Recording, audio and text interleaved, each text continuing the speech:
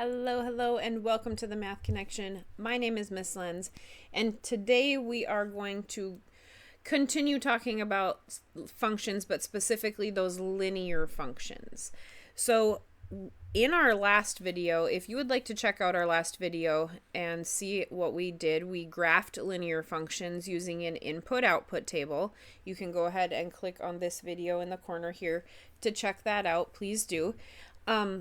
In that video, we used input-output tables to graph. And all I did was I stole the two examples that we did in that one, and we're going to look at them a little bit more closely so we could maybe find a quicker way that we can graph these functions rather than using an input-output table, okay? So this here was our very first example that we did, and I want to point out a couple things about this graph. So our function was this function up here, f of x equals 2x plus 3, and we got this graph. We said it was a straight line. This is a linear function because it forms a straight line. And then the next thing that we said was we talked about how we get from one point to the next point. So we go up 2 and over 1. Up 2 over 1, up 2 over 1, up 2 over 1. And that pattern would continue literally forever along this line, okay? And I want to point out that up 2 over 1, if I look in my original equation, 2 is exactly the same as 2 over 1. Oopsies. Is exactly the same as 2 over 1. So that 2 helps us with deciding how many we have to go up and how many we have to go over in order to get from one point to the next point. So 2 we said is exactly the same as 2 over 1, and we went up 2 over 1, up 2 over 1, up 2 over 1, up 2 over 1. The second thing I want to point out is that 3 that's at the end. We have a plus 3 at the end of our equation. And if we look at our graph, that 3 is really important because at a positive 3 up 1, 2, 3, this point right here is up 3 on our y-axis, and that's where this line crosses that y-axis. It crosses it at a positive 3 or up 3, okay? So this number in front of x told us like how many we have to go up and over to get from one point to the next. And the number that's at the end, the constant term, told us where it crosses the y-axis, okay? So this was our example from last time. I'm going to take our next example from last time and let's see if it did exactly the same thing in this one. Remember, this was from our last video. Again, check that out if you haven't. And what we did was we used an input-output table and we graphed this line, okay? So let's see if it does the same thing that our last one does. If I go from point to point, we're going up 1, and then we're going over 1, 2, 3. Up 1 over 3. Up 1 over 3. Up 1 over 3. Up 1 over 3. And if I look at that number in front of the x, that's what it is. 1 over 3. 1 tells me how many I had to go up. 3 had to tell me how many I had to go over. Okay, so far it does exactly the same thing as our other example. Let's look at the plus 2 part. This 2, we said in the last one, told us where it crosses the y-axis. Let's see if it does the same in this one. If I go up 2, that's this point right here, and sure enough, that is where it crosses the y-axis. So let's use that. Let's say that I give you the function y equals 3/4 x minus 2. And I said to graph this, okay? One way that we could do it is how we did the last one. We could make this XY table right here, putting numbers in, seeing what would come out. We could do all of that again, okay? But maybe we could do it a little bit faster using what we just got done talking about. I'm going to grab a coordinate plane here, and let's see if we can't put that on a coordinate plane. So what we just talked about is that the 3/4, the number that's in front of the x, tells me how many I have to go up and how many I have to go over to get from one point to the next point on my line, okay? And then this number at the end tells me where it crosses my y-axis. So this one, since it's a minus 2, would have to cross the y-axis at a -2, which would be down 2. So I need a starting point. I need to know where I can start because I can't go up and over until I have at least one point on this graph. So let's start by using this one right here. Let's start by using that -2 or subtracting 2. That means that on my y-axis, I have to go down 2, and that's where this line is going to cross the y-axis. So I'm going to put a point there because I know it has to cross the y-axis right there, and that point has to be on my line. Okay, but now the other thing that I know is that from that point to get to my other points, I have to go up 3 over 4, up 3 over 4, up 3 over 4. So let's do that. Let's go up 3, 1, 2, 3 over 4, 1, 2, 3, 4. That is going to be the next point that's on my line. Let's do the same thing again. 1, 2, 3 over 1, 2, 3, 4. Here's another one. Now, one other thing we could do, I could go down from my original point. Remember, my original point is right here on the y-axis. So I could go down 3, 1, 2, 3, but then I have to move left 4 instead in order to stay with the line. Go down 1, 2, 3, and then go 1, 2, 3, 4 to the left instead. And here is my next point. And then do the same thing. 1, 2, 3, 1, 2, 3, 4. Here's another one, and I can draw my line in. Here would be a graph of that function, and I didn't have to use an input-output table. Now, what would happen if I did use an input-output table? Nothing. The same exact thing would happen. I would get exactly the same points. No, I wouldn't get exactly the same points necessarily, but the points would line up in the exact same place. I might get this point, or this point, or this point. I don't know what points I would get. It depends on what I put in for x, but it's not necessarily going to be the same points, but they will be on exactly the same line, and I would get the same exact line when I graphed it. Okay, so this is just another method of graphing, and this is my all-time favorite method of graphing, and this is called slope-intercept form. So the last thing we're going to do is dive into what that means. Slope-intercept form.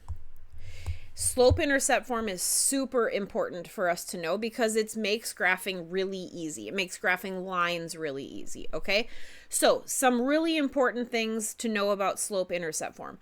Slope-intercept form helps us to graph lines, okay? We can only use it for linear functions. Slope-intercept form helps us to graph lines, okay? And what it looks like is this. Y equals, and remember that could be f of x or y, they're the same. Y equals, now the next number that I write is going to be my slope. And in math, we use a specific letter to represent slope, and that is the letter M. M means slope, okay? So this right here is going to be my slope, and then we have our variable x, and then we have plus this number at the end, and remember that that number at the end tells me where it crosses the y-axis, and we put a b for that letter, and that means the y-intercept, and we're going to dive into those two words right now. So we have our slope right here. I'm going to circle these. Our slope right here, and we have our y-intercept right here, and that's why this is called slope-intercept form, because it really easily tells us where the y-intercept is and where the slope is, okay? Now let's talk about those words. I'm going to start with the y-intercept. What we said the y-intercept was is where does this line cross the y-axis? That's what it means. If I go back to this example, if I try to find the slope-intercept, I'm looking at the y-axis, and where does this line cross it? So this right here would be my y-intercept, and where we got that was from this number that's at the way end. -2 is my y-intercept, and that meant that down 2 on my y-axis is where this line crosses that y-axis. So that is what the y-intercept is. It means where does this line cross the y-axis, okay? Now, that is the intercept part of this. The other part of this is the red circled one, and that is the word slope. And what we said slope was, is it showed us how to get from one point to the next point, okay? We're going to zoom in a little bit more on slope. So slope, we said, is represented by the letter M. And when I'm finding slope, what I'm finding is I'm finding the rise over the run. Rise meaning how many do I have to go up, or it could also be down, and then how many do I have to go over? It could be left, but it could also be right, okay?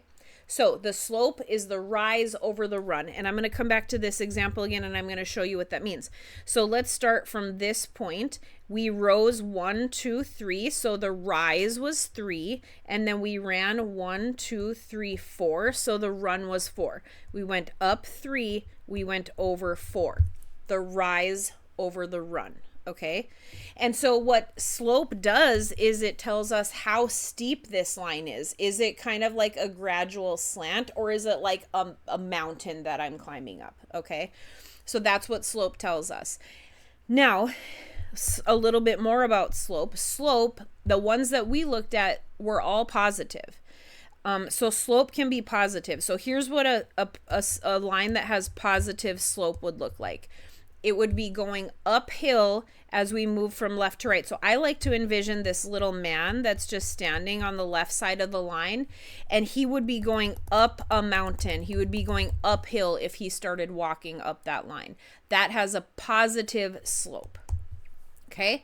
However, there are lines that have negative slopes, and this is what that would look like. It would look just the complete opposite. Remember, we read a graph from left to right. So this man, he would be standing on the left-hand side again, but that would be up here this time. He's on the left, and this time he would be going down that mountain, and that has a negative slope. And that means that this guy would have to be going downhill. Okay, this has a downhill slope as we go from left to right. So slope could be positive and it could be negative. It depends on which way the line is going. Okay. So let's take a look at how we can use the slope-intercept form to graph a line now that we know a little bit more about it. Okay, so let's use the function f of x equals negative 2/3 x minus 1. Okay, so we could use an input-output table. We could drop numbers into this machine and figure out the math and see what it would spit out. We could do that, but now we have kind of an easier way. So let's use that easier way. The first thing we want to do is we want to look at this minus 1 at the end, and that tells us where this line is going to cross the y-axis. So my y-axis is my up and down axis. Down 1 is where it's going to cross that, or where it's going to hit it. So I'm going to put a point right there. I'm actually going to change to red instead. Here is my first point. I know that that point is on the line. Now we have to get to some other points, and we're going to use our slope to do that. So our slope is negative 2/3. So the first thing I want you to remember from what we just talked about is that this slope is negative. And what that means is if there's a man walking on this line, he needs to be going downhill as he's going from left to right. Okay, so we have to keep that in mind to make sure we get our line going the right direction. So we know that our slope is negative 2/3, and that means that we're going to rise 2 and we're going to run 3. Okay, I'm going to go up and down, up or down 2. I'm going to go left or right 3. For every 2 that I go up, I have to go 3 in the horizontal direction. Okay, so let's do that. We're going to go up 2 and we're going to go over 3. Now let's say I put my next point right there. Here's the problem with that line. If there's a man walking on that line, he would actually be walking uphill. He can't be walking uphill. Okay, so we can't go to the right. We have to go to the left if we're going to go up. If we go up, we have to go to the left. So let's go up 1, 2. But this time we have to go to the left. 1, 2, 3. Here's a point. And if there was a man, I'm going to redo my points. If there was a man walking on a line that went through those 2 points, yes, he would be going downhill, so that makes sense. Now, another thing I want to point, this is our line. I would put another couple points on there by going up 2, left 3, up 2, left 3 a couple more times. But I want to point out that we didn't have to go up. We could have gone down.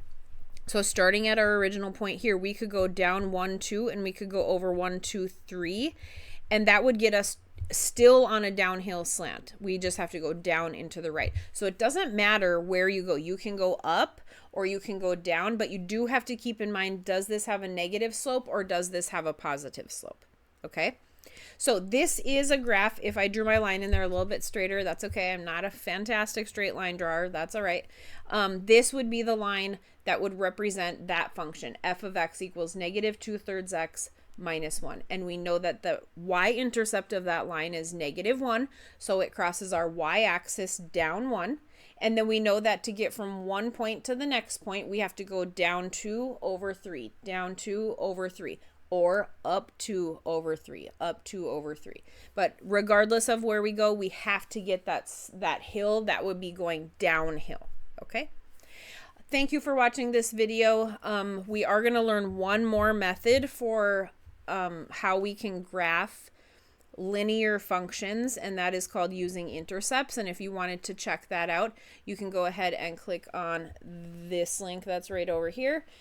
Thanks for watching. If you have been finding these videos to be helpful, please make sure you hit that subscribe button, and I hope to see you soon.